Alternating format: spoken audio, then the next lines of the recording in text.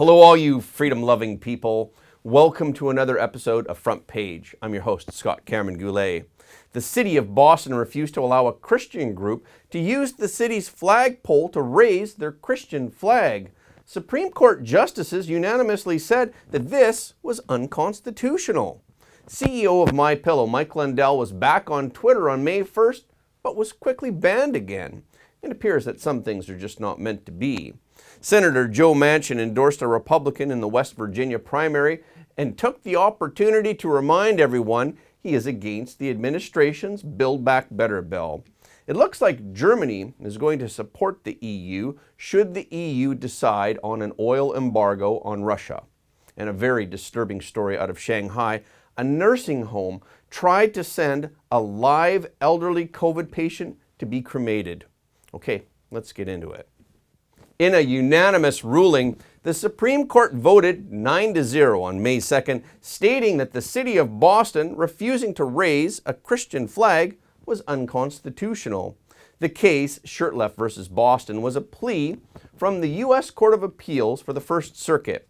The city of Boston allowed organizations to use one of its 3 flagpoles in front of City Hall for commemorative events. In 12 years, Boston approved 284 flags. It has never denied a flag-raising event until 2017, when a group called Camp Constitution requested to raise a Christian flag. Gregory Rooney, who was the Commissioner of Property Management in 2017, told Camp Constitution that displaying the Camp Constitution flag was promoting a specific religion, and he didn't think that it was in the city's best interest to necessarily have that flag flying above City Hall, and he refused the request. Rooney also claimed that the city maintains a policy and practice of respectfully refraining from flying non-secular flags. Camp Constitution's mission is to enhance understanding of the country's Judeo-Christian heritage, the American heritage of courage and ingenuity, the genius of the United States Constitution, and free enterprise. Its founder, Harold Shurtleff, sued Boston after the city turned him down. Boston officials claimed that it would be a constitutionally impermissible endorsement of Christianity by the city. The court ruled the city's lack of meaningful involvement in the selection of flags or the crafting of their messages leads us to classify the flag raising as private, not government speech. The court's opinion was written by outgoing Justice Stephen Breyer. He wrote, "For years, Boston has allowed private groups to request use of the flagpole to raise flags of their choosing. As part of this program, Boston approved hundreds of requests to raise dozens of different flags. The city did not deny a single request to raise a flag until in 2017, Harold Shurtleff, the director of a group called Camp Constitution, asked to fly a Christian flag. Boston refused. Breyer concluded that, on balance, Boston did not make the raising and flying of private groups' flags a form of government speech. That means, in turn, that Boston's refusal to let Shurtleff and Camp Constitution raise their flag based on its religious viewpoint abridged their freedom of speech." NBC commented that even though the case did have religious components, the final decision was really about free speech. Matt Staver, who represented the petitioner, said, "Government cannot censor religious viewpoints under the guise of government speech." A few days ago, we reported that after Elon Musk's deal to buy Twitter had been accepted, the social media platform saw a huge increase in conservative followers and a massive decrease in far-left celebrities. But that doesn't mean there's been a fundamental change in Twitter's policies. Twitter's management hasn't changed yet either. Musk doesn't actually take the reins of the company for about another 6 months. After his Twitter account was blocked last year, Mike Lindell, the CEO of MyPillow, re-registered on May 1st, but was quickly reported and was banned from the platform again. Lindell said in a Twitter video published on Sunday, "Hello everyone at Twitter, this is Mike Lindell. I'm here to tell you about my new account here, Mike J. Lindell. That's the only account over here at Twitter that I'm using. However, the account was banned again just several hours later. Apparently, he is at a higher level of blacklisting. A Twitter representative told the Daily Beast, the account you referenced was permanently suspended for violating the Twitter rules on ban evasion. Screenshots of the new account showed that Lindell had amassed more than 30,000 followers in just a few hours before it was banned. But Lindell also had another purpose in registering his new account. It was to differentiate himself from the fake accounts posing as him. Lindell told Business Insider, "I put up the Twitter account today to let the public know that none of the fake Mike Lindell accounts on Twitter are mine." It appears that we'll have to wait for Musk to announce if there will be any change in censorship policy when he takes over. CEOs of large companies have become cautious since Disney was hit by the governor of Florida with a heavy dose of power. The Wall Street Journal reported, in private meetings and coaching sessions over the past few weeks, top business leaders have been asking a version of the same question: how can we avoid becoming the next Walt Disney Company? These CEOs often take positions on social issues and support the views of the far left. In fact, these views may not be their own views, but rather they are forced to take a stand by far left employees in their companies. The Disney example illustrates exactly this.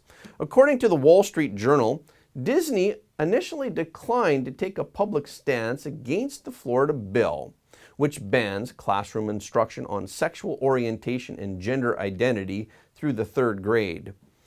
Disney CEO Bob Chapek told employees that he didn't want the company to become a political football. That sparked an outcry from some employees, and Disney reversed course and spoke out against the bill. We're not saying that Disney is innocent here. After all, it was their desperate effort to promote LGBTQ concepts in their movies that led them to hire so many far-left activists. The result so far is that they reap what they sow. But it is true that some CEOs did not make that decision on their own, but were afraid of offending the left and being criticized by the mainstream media, or of losing customers to the left. Now, they will have to carefully weigh all their options before taking a stand. Julie Schertel, the CEO of the manufacturing company Nina Incorporated, said that the Disney drama reminds her that as a business leader, she must look at situations from every angle. One CEO said, "I want to speak out on social issues, but I don't want to get involved in politics." Bill George, former chairman and CEO of Medtronic, responded, "That's not possible." Some CEOs also want to learn how to avoid offending both sides of a disagreement on hot-button issues, but in fact, any skill is not as good as a simple principle. We must follow our hearts and do the right thing. Before we move on to why Democratic Senator Joe Manchin has decided to endorse a Republican and why Germany, in a sudden shift, supports an embargo on Russian oil, please like and share this video to help us spread the truth. If you haven't already, please subscribe. And if you have already subscribed, please double check to make sure that you are still subscribed. Okay, let's get back into it. Democratic moderate U.S. Senator Joe Manchin has decided to endorse Representative David McKinley, who is running in the Republican primary in West Virginia. Defending McKinley in an ad, Manchin said, "For Alex Mooney and his out-of-state supporters to suggest David McKinley supported Build Back Better is an outright lie."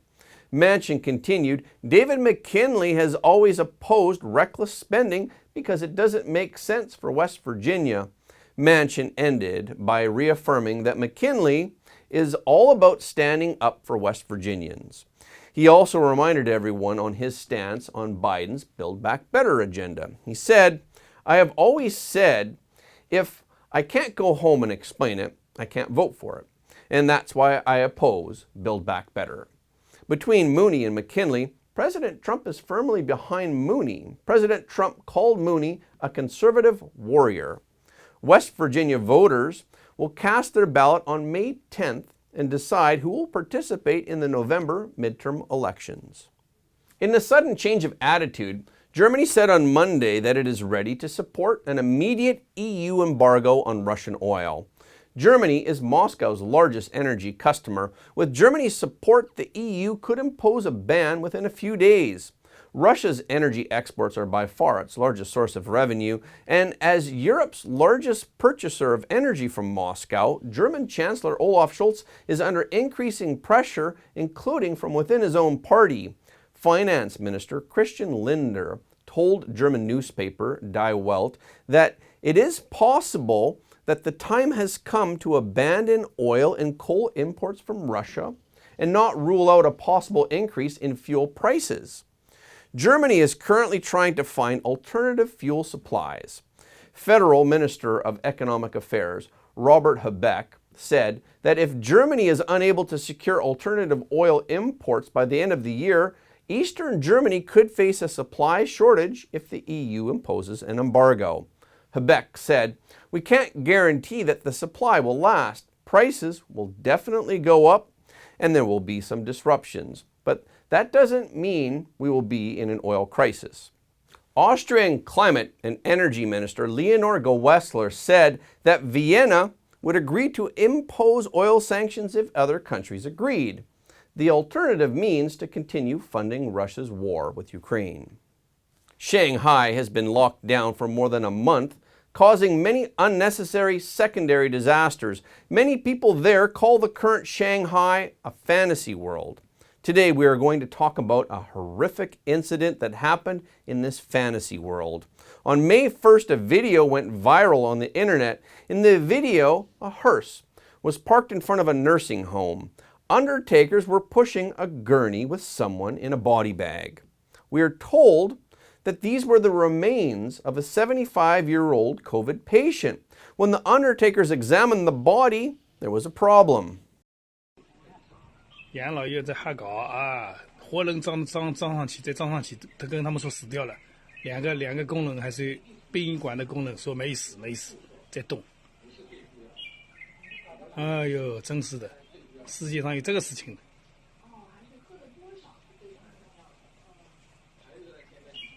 哎呀呀，没死错死掉了。 The narrator explains that the funeral home staff found that the person was in fact still alive. A video taken from another angle shows more clearly that one of the undertakers was startled when he found the body was alive, and two other people went to confirm this and were also frightened and dodged to the side. They told a third person not to cover the patient's face. The Chinese custom is that the deceased should not see the light of day and must be covered with a cloth. However, it is considered unlucky to cover the face of a living person with a cloth.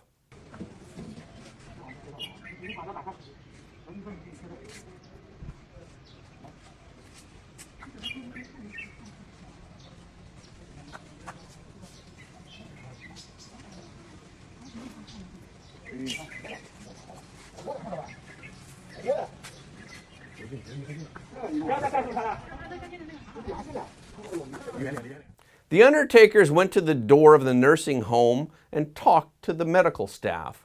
During the process, one of them also pointed to the gurney. Then two people came over and pushed the gurney back into the nursing home. 再装上去了，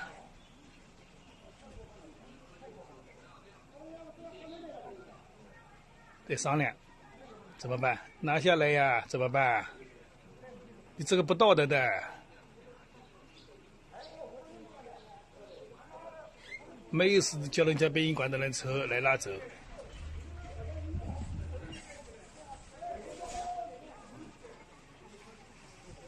不负责任，真的不负责任。啊。 Could such a frightening thing really happen? Soon after the official investigation, Shanghai came out and confirmed that the story is true. Officials said that the patient had been transferred to the hospital for treatment and his vital signs were stabilizing. It means that this patient, who was completely treatable, was still alive, and the nursing home was just going to send him to the crematory to be burned alive. I really don't know what to say. The incident has sparked public outrage. Many people are saying that this is horrible. Since Shanghai was closed, several nursing homes have been exposed to elderly people who are dying of infections. How many people have died? What caused the deaths? Were they treated properly? The outside world does not know yet because authorities are hiding the truth. Due to the pandemic, family members are currently not allowed to see the elderly in Shanghai when they die. People are wondering if the same thing is happening to other elderly people.